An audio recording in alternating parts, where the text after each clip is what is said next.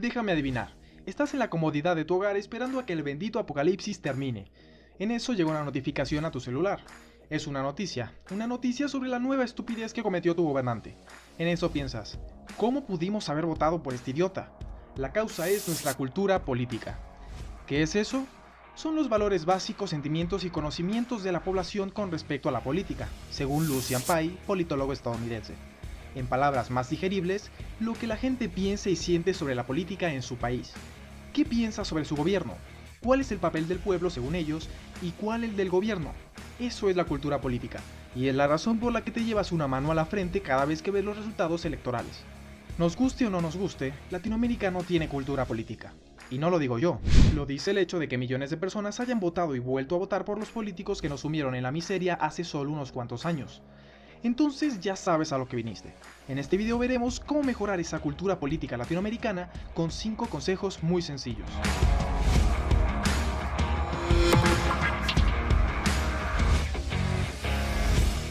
Antes de empezar, dejemos en claro que, como esto es política, habrá mil y un cosas con las que estés diametralmente en contra, así que solo tienes que mencionarlas y debatirlas en los comentarios como el ser humano civilizado que yo sé que eres. Y no solo hablaremos sobre cómo votar, sino si apoyar a un gobernante y sus decisiones o no apoyarlo. Empecemos. 5. Acepta que no hay un político perfecto. Apoya a políticos buenos aunque no estés de acuerdo con ellos. Hay cientos de posturas políticas y mil formas de combinarlas. Es extremadamente difícil encontrar un político bueno que se ajuste a todas tus preferencias. Pero ¿quién define qué hace a un político bueno y a otro malo? En eso andaremos más adelante. Por ahora te pongo un pequeño ejemplo personal para que veas de lo que estoy hablando. Para mí, uno de los mejores políticos de la historia moderna es Lee Kuan Yew, el fallecido ex primer ministro de Singapur, por no decir el mejor. Él y su visión política hicieron que en alrededor de 30 años de su gobierno, Singapur pasara de esto a esto. Yo no puedo negar sus logros. Sin embargo, Lee Kuan Yew era homofóbico. En Singapur es ilegal ser homosexual. Ya no hablo de que se casen o adopten, sino solo serlo. Yo no estoy de acuerdo con ello, pero ¿por eso dejo de apoyar sus muchas otras políticas? ¿Debería de mandar a la basura todas sus enseñanzas por ese defecto? Obviamente no, porque me perdería muy tontamente de todos los conocimientos que él puede aportarme. Siempre se ve que cuando un político que llevaba un buen gobierno en términos generales, pero de repente aplica una sola medida medianamente impopular como, yo que sé, aumentar impuestos, su popularidad cae en picada. Esto es malo porque de esa forma alentamos a los políticos a ser demagogos.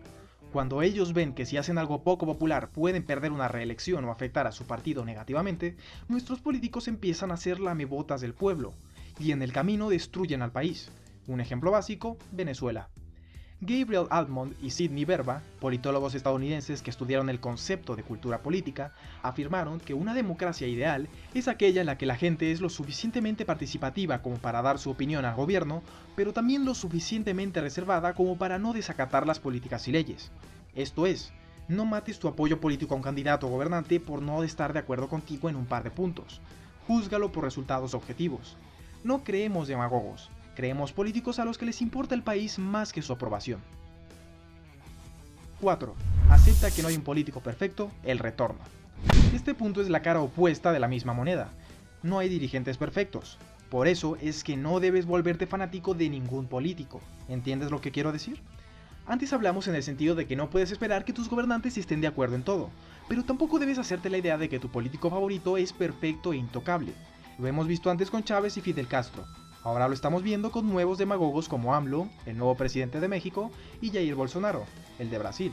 Aquí el punto no es que ellos sean buenos políticos o no, el problema es que sus bases de fanáticos no toleran ninguna crítica, no son capaces de ver ninguna falla e incluso piensan que todo aquel que critique al gobierno o candidato lo hace por intereses particulares. Hay que grabarnos a fuego en la cabeza que esto no es una competencia entre fanáticos del reggaetón y trap, esto no trata de ver quién puede más. El interés último es hacer que los tipos o tipas en el poder hagan el mejor trabajo, y eso solo se puede hacer exponiendo sus fallas y fracasos. Cuando alguien hace una crítica fundamentada al político al que apoyas, no te atacan a ti, no atacan al político, buscan que el país mejore haciéndole ver al gobierno sus fallas. Que hayas votado por un político no te encadena a ese político, puedes apoyarlo y a la vez ser parte de las voces críticas. ¿Cómo es posible algo así? Haciendo críticas constructivas. Si observas objetivamente, más allá de un par de tontos en internet, La mayoría de críticas a los gobiernos son o denuncias legítimas de delitos o críticas constructivas que intentan mejorar lo que ya está haciendo el gobierno. Escucha esas denuncias y críticas. Tu político favorito no es perfecto. Critícalo y vigílalo. 3. A nadie le importa tu gobierno. Esto está bastante relacionado con lo anterior, y es que el gobierno o el dirigente al que apoyas nadie tiene nada personal en su contra. Ahora me explico. Demagogos como Donald Trump de Estados Unidos y Maduro de Venezuela afirman constantemente, diariamente, que los expertos y la prensa conspiran contra ellos para hacerlos fracasar. Eso sí, solo si publican información que los perjudique. Es muy cómico porque ambos afirman que los mismos medios conspiran y los atacan por razones ridículamente contradictorias. Maduro dice que la prensa estadounidense es controlada por el gobierno de Trump para dañarlo, y Trump dice que la prensa estadounidense es controlada por la oposición para dañarlo. ¿A cuál demagogo le creemos? La respuesta: a ninguno. Ni Trump ni Maduro son el objetivo de nadie, y esto es solo uno de los ejemplos. El trabajo de la prensa es investigar sobre los gobiernos y las políticas de turno. Lo que encuentran después es publicado y punto. No les importa que afecte negativa o positivamente a nadie. No les importa tu gobernante, se encargan de informar la verdad. Y sí, ya sé exactamente lo que piensas. ¿Crees que estoy diciendo basura porque crees que todos los medios prestigiosos y famosos son corruptos? En primer lugar, dejemos en claro algo. Ni Trump, ni Maduro, ni Kirchner, ni ningún otro político piensa de verdad que los medios conspiran en su contra. Ellos solo lo dicen porque es una excelente estrategia de manipulación política. Piénsalo. Afirmar que la prensa malvada conspira contra ellos les da 3 ventajas. 1. Nulifica por completo cualquier argumento o investigación en su contra. 2. Ratifica que sus políticas son, entre comillas, revolucionarias y que afectan intereses oscuros, entre comillas. 3. Demoniza toda forma de oposición política. Como ves, es el sueño húmedo de cualquier político. También hay un aspecto cultural. Nosotros, los hispanoamericanos, que hemos padecido dictadores de todas las formas y colores, proyectamos nuestra realidad política hacia el exterior. Pensamos que como en nuestros países es normal que la prensa esté controlada por gobiernos corruptos, también es normal en el resto del mundo. Y lo cierto es que no es así. Sí, hay medios tendenciosos controlados por gobiernos y empresarios, pero eso solo ocurre en dictaduras. ¿Cuál fue la última vez que Russia Today desveló la corrupción de Vladimir Putin en Rusia? Nunca. ¿Cuándo Xinhua.net se ha atrevido a criticar al Partido Comunista Chino? Nunca. Pero ¿cuántas veces New York Times, Washington Post, The Guardian o la BBC criticaron al gobierno estadounidense, inglés, europeos, empresas o empresarios? Exacto. Miles y miles de veces a lo largo de las últimas décadas. Ellos no favorecen a nadie. A nadie le importa nuestro gobierno, solo se limitan a investigar como siempre lo han hecho. Si tu político afirma que conspiran para hacerlo caer, pero solo se limita a repetírselo a sí mismo una y otra vez, sin ofrecer ninguna prueba o denuncia, deja de apoyarlo. Está intentando manipularte para que no veas sus fallas. 2. Si tu gobernante no ha logrado ningún resultado tangible, deja de apoyarlo. Se ha visto miles de veces. Se acercan las elecciones, tu dirigente favorito puede perder su puesto, su gobierno no logró nada y siguen teniendo exactamente los mismos problemas de siempre. Pero él tiene una estrategia.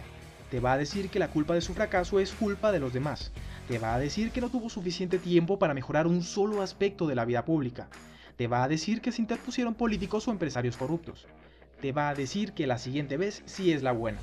Intenta manipularte. Deja de apoyarlo y no se te ocurra votar por él o sus colaboradores. La obligación de un gobernante es mejorar la calidad de vida de sus gobernados.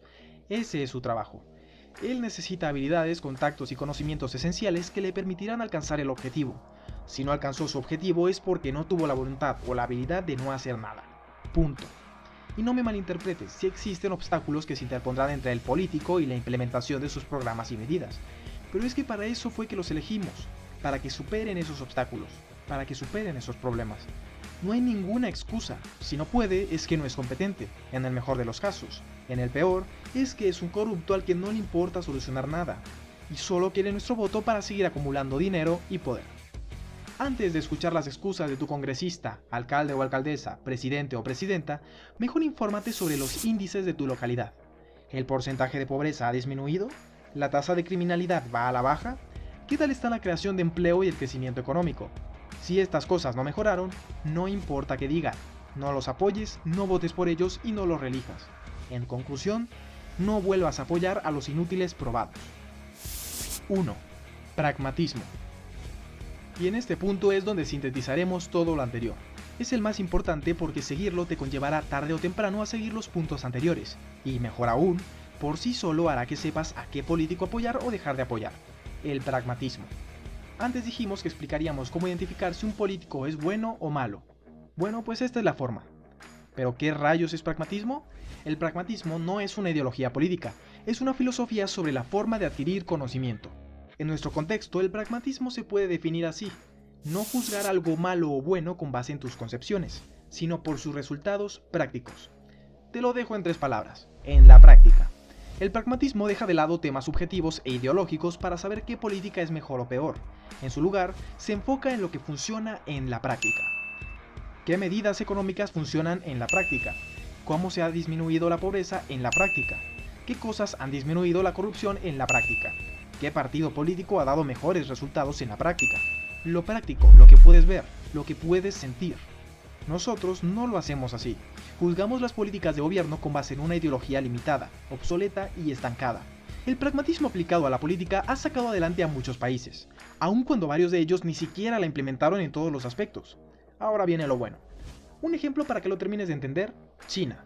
El gobierno chino, originalmente comunista, en la década de los 80 fue inundado por pensamiento pragmatista que buscó cuál era el sistema económico que en la práctica les permitiría sacar de la desnutrición y la miseria a su hambrienta población, que encontraron que el libre mercado era la mejor opción. Es por eso, gracias a una visión pragmática, que los chinos dieron un giro tan radical a su política, pasando de ser estandartes del comunismo a estandartes del turbocapitalismo, que, a pesar de sus 1001 fallas, mejoró enormemente la calidad de vida en China. ¿No me crees? Pregunta a un anciano chino de 80 años cómo era la vida en su niñez. Ese es el poder de una política pragmática: tirar a la basura ideologías obsoletas y empezar a preocuparse por lo que mejora la vida de las personas en la práctica. El poder de hacer que un país comunista sea capitalista. Otro ejemplo para terminar el video es uno de los políticos pragmáticos más exitosos, otra vez, Lee Kuan Yew. Pero lo cierto es que él no tiene todo el crédito. Su gobierno entero estuvo lleno de pragmáticos y estadistas que, en lugar de aferrarse con uñas y dientes a una ideología como el liberalismo o el socialismo, estudiaron en países extranjeros qué métodos funcionaron en la práctica para mejorar distintos aspectos de la vida pública en Singapur. Por ejemplo, los economistas singapurenses, después de observar el éxito económico en Estados Unidos o el Reino Unido y el fracaso en la China comunista o la Latinoamérica proteccionista, terminaron decantándose por el libre mercado y la competitividad económica, es decir, una política de derechas. Pero por otro lado, los administradores de la salud singapurenses, después de ver cómo un sistema de salud privatizado como el de Estados Unidos había llevado a que millones no se pudieran procurar atención médica debido a los altos costos, decidieron hacer que la salud fuera pública e intervenida por el Estado, es decir, una medida izquierdista. Dos ideologías completamente opuestas aplicadas al mismo tiempo en el mismo país. Y ahora es uno de los países más competitivos económicamente, pero también un estado de bienestar exitoso. Ese es el poder del pragmatismo político. Vuélvete pragmático, abandona toda ideología política y estudia qué medidas funcionaron mejor en la práctica, no en un bonito manifiesto sobre papel. Cuando ya las hayas identificado, apoya y vota a los políticos que estén informados sobre esas medidas y las propongan. Así es como identificas a un buen político, un político que está más interesado en hacer que su país funcione que en cumplir con una agenda ideológica.